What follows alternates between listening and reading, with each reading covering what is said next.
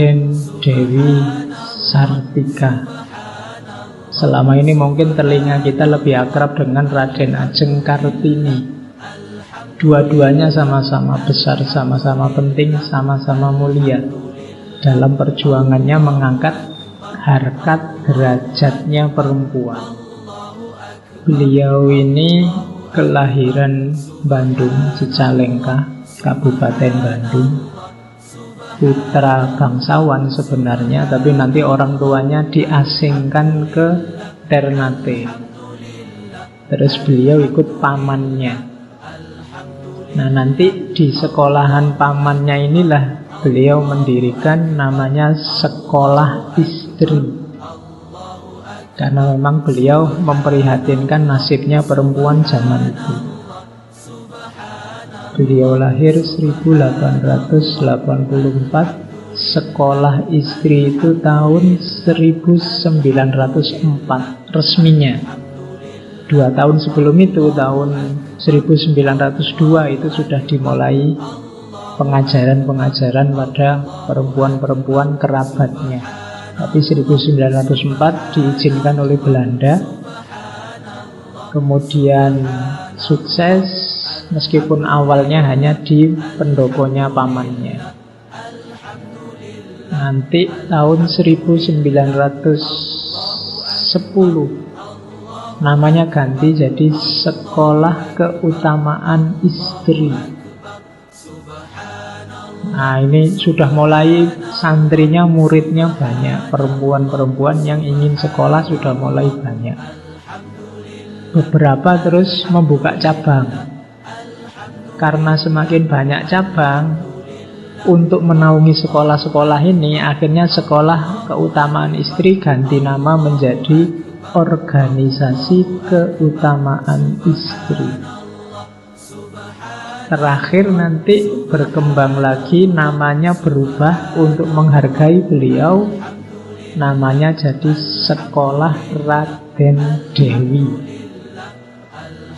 Semakin besar pengaruhnya, di mana-mana ada cabangnya sampai keluar Jawa. Beliau juga perjuangannya luar biasa. Nanti saat beliau sudah tua, Belanda diganti Jepang, sekolahannya kocar-kacir. Beliau juga harus mengungsi saat agresi militer Belanda tahun 47. Beliau ikut mengungsi, ikut lari-lari, dan meninggal di pengasingan, meninggal di pengungsian. Jadi itu riwayat hidup beliau. Beliau tokoh penting dalam sejarah pendidikan nasional, khususnya untuk perempuan. Keprihatinan beliau ya memang tentang level pendidikan perempuan.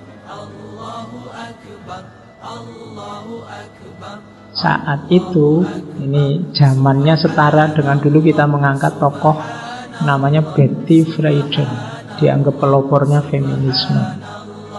Punya gagasan namanya feminine mystic. Ini penyakitnya yang ada di masyarakat yang berhubungan dengan perempuan. Katanya Friedan ada feminine mystic. Di Indonesia juga penyakit ini lahir dan subur. Jadi orang memilah-milah aktivitas sosial budaya dengan kategori ini untuk laki-laki, ini untuk perempuan. Mulai sejak kecil disosialisasikan itu. Kalau laki-laki mainannya mobil-mobilan, kalau perempuan mainannya boneka. Kalau laki-laki warna-warna gagah, merah, hitam. Kalau perempuan warna pink, warna... Ini namanya feminine mystic. Nah, ya kalau yang simpel-simpel itu tidak masalah. Tapi kalau yang penting-penting ini bahaya. Misalnya pendidikan. Ada pandangan bahwa pendidikan itu laki-laki, perempuan itu tidak terlalu butuh pendidikan. Kalau perempuan kok pendidikan, berarti dia kelelaki-lelakian. Nah, itu feminine mystic. Jadi inilah nanti yang jadi masalah. Perempuan itu baiknya di dalam rumah, kalau laki-laki di luar rumah. Nah, ini termasuk feminin mistik. Oke, dan ini akar masalahnya nanti di sini, termasuk di Indonesia zaman itu, apalagi Indonesia sedang dijajah oleh Belanda. Ini ada hasil penelitian, zaman itu perempuan Jawa itu ada 4 kelas. Kelas dalam arti klaster, kelompok. Ada kelompok perempuan miskin. Yang miskin ini tidak mikir sekolah sudah. Yang dipikir ya kerja. Biasanya ke sawah atau membantu orang tuanya di sawah. Hidupnya keras. Tapi ada lumayannya, mereka ini lebih bebas, tidak banyak aturan. Jadi nyamannya di situ, mereka bebas mau pakai baju apa, mau melakukan apa lebih bebas. Tapi memang tidak ada fasilitas pendidikan untuk mereka dan memang tidak punya apa-apa, jadi ya sekolahnya tidak ada. Kerja saja biasanya, ikut bapak ke sawah. Itu kelas pertama, golongan yang miskin. Ada golongan menengah. Saya tidak tahu kalian ini kelompok apa. Kalau kalian kan elit semua, semuanya pegang HP semuanya. Kalau kelas menengah ini agak lumayan, cuma ya tetap tidak ada fasilitas sekolah. Kebanyakan tidak sekolah. Belajar ya, cuma belajar yang ada hubungannya dengan aktivitas perempuan. Mungkin latihan masak, latihan jahit, ngerajut, dan yang sejenis itu.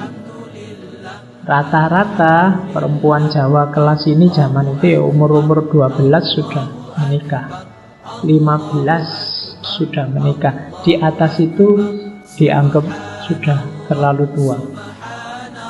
Jadi menikah itu kalau sudah 15 ke atas, 17 ke atas kok nggak dapat jodoh, itu orang tuanya panik sudah. Oke, anakku laku apa enggak ya? Itu kelas menengah. Ada lagi kelas santri.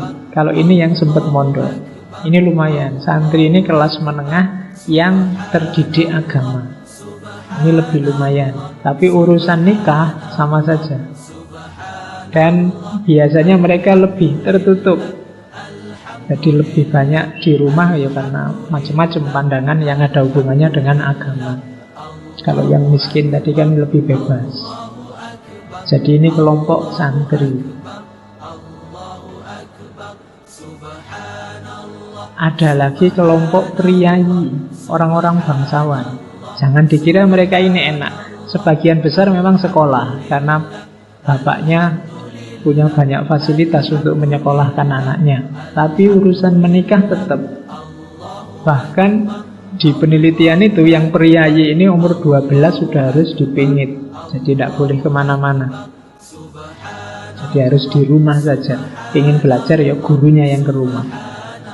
Butuh apa-apa pembantunya yang memenuhi. Pokoknya tidak boleh keluar-keluar. Nah nanti umur-umur 15, 16 terus dinikahkan. Jadi itu empat-empatnya kan rasanya tidak ada yang enak. Yang kelas miskin tidak punya apa-apa, terpaksa harus kerja. Yang kelas menengah juga sekolah tidak bisa, masih muda sudah disuruh kawin. Yang kelompok santri juga begitu. Yang priayi lebih ngeri lagi, harus dipingit. Nanti aturan-aturan banyak, tidak sebebas orang biasa. Jadi itu situasi zaman itu. Kalau zaman sekarang ya sudah 180 derajat. Perempuan-perempuan malah kalau mau sekolah sesukanya sekolah apa kan belum. Meskipun ya kadang-kadang banyak pandangan-pandangan yang agak negatif tentang perempuan masih hidup. Tapi dalam kenyataannya sebenarnya tidak semengenaskan ini situasi perempuan kita hari ini. Jadi lebih bebas. Kan tidak ada kan yang dilarang bapaknya kuliah misalnya, kecuali memang tidak ada biaya. Atau memang perempuannya saya tidak mau kuliah gitu. Karpe dewe, bukan karena dipaksa. Kalau zaman ini, kalau zaman dulu pengen sekolah aja tidak bisa. Ceritanya Raden Dewi Sartika ini yuk, dia prihatin lihat tetangga-tetangganya, teman-temannya yang tidak sekolah. Kalau surat-suratan, misalnya naksir siapa, surat-suratan itu minta dibantu nulis, dibantu baca. Itu kan tidak enak, surat itu privat. Kalau dibantuin orang nulisnya kan tidak enak. Oke, nanti dibacakan aku cinta padamu, itu kan tidak enak. Ini yang bilang aku sendiri, apa yang nulis surat itu kan tidak enak. Surat cinta itu harus dibaca sendiri. Kalau dibacain orang tidak nyambung. Nah, itu prihatin. Makanya terus terkenal Dewi Sartika ini suka kalau sedang main sama temennya, mainnya sekolah-sekolahan. Jadi dia jadi gurunya, teman-temannya jadi muridnya. Kebetulan beliau kan bangsawan, jadi sekolah juga. Jadi dari main sekolah-sekolahan nanti akhirnya mendirikan sekolah beneran. Jadi situasinya saat itu. Padahal hasil cermatannya Raden Dewi Sartika ini, dia cermati sebenarnya orang-orang miskin, orang-orang yang kekurangan itu ya pengen sekolah, cuma tidak bisa. Buktinya apa? Buktinya waktu main-main tadi, main-main sekolah-sekolahan, mereka bahagia. Mereka niru tindak lakunya para bangsawan yang terdidik. Mereka kalau bergaya seperti mereka itu rasanya keren. Zaman itu kan berarti mereka sebenarnya ingin dididik. Jadi politik, situasi sosial, budaya tidak memungkinkan mereka untuk terdidik. Padahal mereka sebenarnya ingin untuk dididik. Jadi ini situasinya tidak enak sebenarnya zaman itu. Makanya ini keprihatinan luar biasa dalam diri Ibu Dewi Sartika.